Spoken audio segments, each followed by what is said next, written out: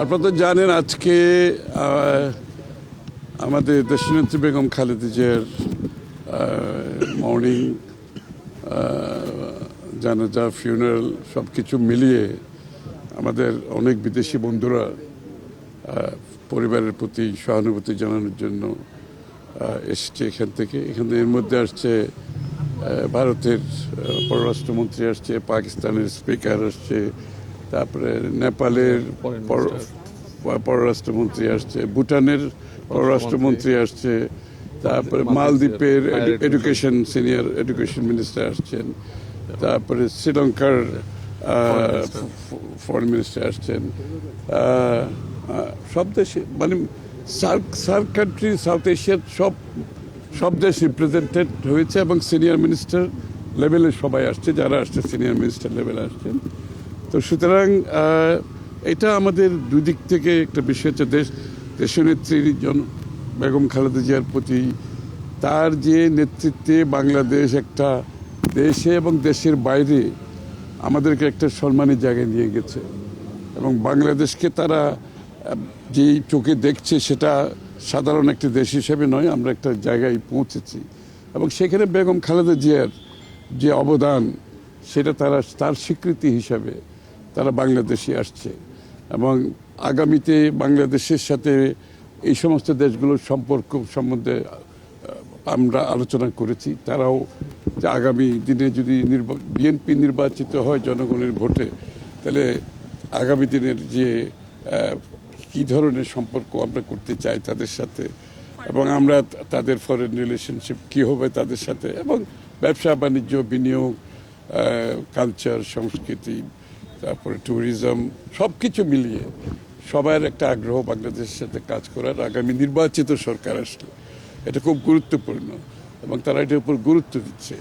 তো সুতরাং আমাদের সাউথ এশিয়ার আরেকটা বিষয় হচ্ছে, আমরা দেখেন সাউথ এশিয়া বিশ্বের মধ্যে বর্তমানে সবচেয়ে কম ইন্টিগ্রেটেড একটা রিজিয়ন। তো এই ইন্টিগ্রেশনটা আমরা কিভাবে করতে পারি আগামী দিনে?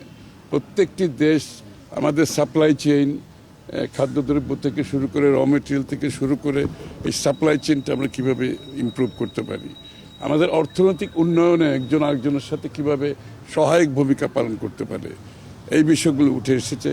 আমাদের কূটনৈতিক সম্পর্ক কী হবে এই অঞ্চলের, সার্কের বিষয়টা, যেহেতু সার্ক কান্ট্রি সবাই আসছে এখানে, আপনারা দেখেছেন যে সাউথ এশিয়ান সবাই আসছে, সুতরাং সার্কের ব্যাপারে একটা ইন্টারেস্ট আছে সবার। তা আগামী দিনের সার্কের ভবিষ্যৎ নিয়ে আলোচনা হয়েছে। সার্বিকভাবে সাউথ এশিয়ান ইন্টিগ্রেশনটা আমাদের সামনে উঠে এসেছে, আলোচনায় চলে এসছে।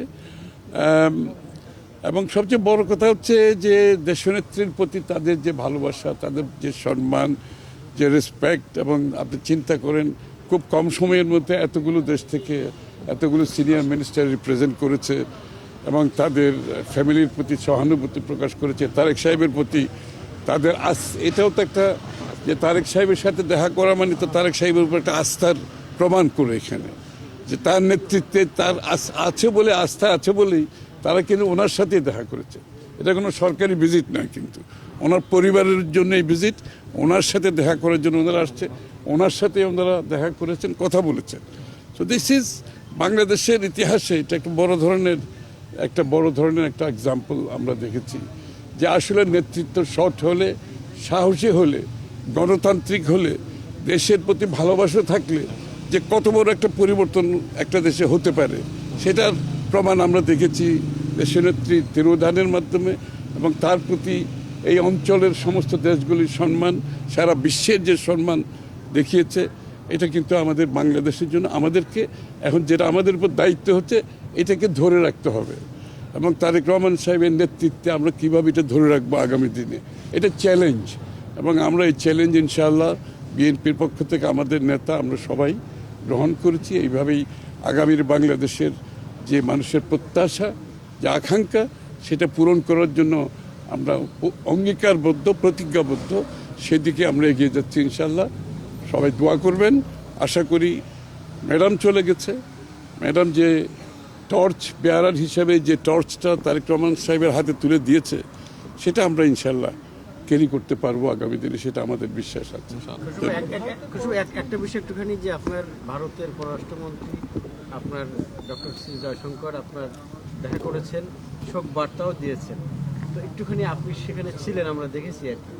তো আপনার ওনাদের কি ধরনের বার্তা, মানুষ আসলে খুব ইন্টারেস্টেড জানতে চায়, এই যে মানে 5 আগস্টের পরবর্তী যে প্রেক্ষাপট রাজনৈতিক, সেখানে আপনার আজকে যে উনি এসেছেন, শোক বার্তা দিয়েছেন নরেন্দ্র মোদী, একটু যদি আপনার মানুষের খুব জানবার আগ্রহ আছে আর কি, যে কী ধরনের বার্তা আপনার, আপনি যেটা বললেন যে সম্পর্কের যে বিষয়টি আর কি, আগামী ইলেকশন, একটু যদি বলতেন, মানুষের খুব জানবার আগ্রহ আছে।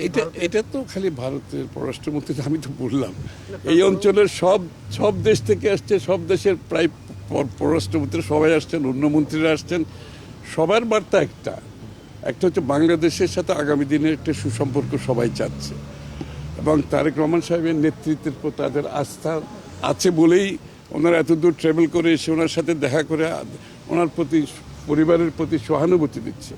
এটা তো একটা এক্সাম্পল। দেশনেত্রী বেগম জিয়া, খালেদা জিয়া বাংলাদেশে কোনো ক্ষমতাই নাই, ওনার পরিবারের কেউ ক্ষমতায় নাই, বিএনপি ক্ষমতায় নাই, এরপরও সমস্ত দেশগুলো যে আস্থা রেখেছেন বিএনপির উপরে, ওনার তারেক রহমান সাহেবের নেতৃত্বে, ওনার পরিবারের প্রতি যে সম্মান দেখিয়েছেন, এটা তো বাংলাদেশের জন্য সম্মান। সুতরাং সেই সম্পর্ক শুধু ভারতের বেলায় না, সকলের বেলায় প্রযোজ্য, একরকম। আমরা তো আমাদের নিজস্ব বাংলাদেশের পররাষ্ট্র নীতিতে সকলের সাথে আমাদের সম্মানের সাথে সম্পর্কের কথা বলছি। প্রত্যেকটি দেশের পরস্পর স্বার্থ সংরক্ষণের মাধ্যমে সম্পর্কের কথা বলছি।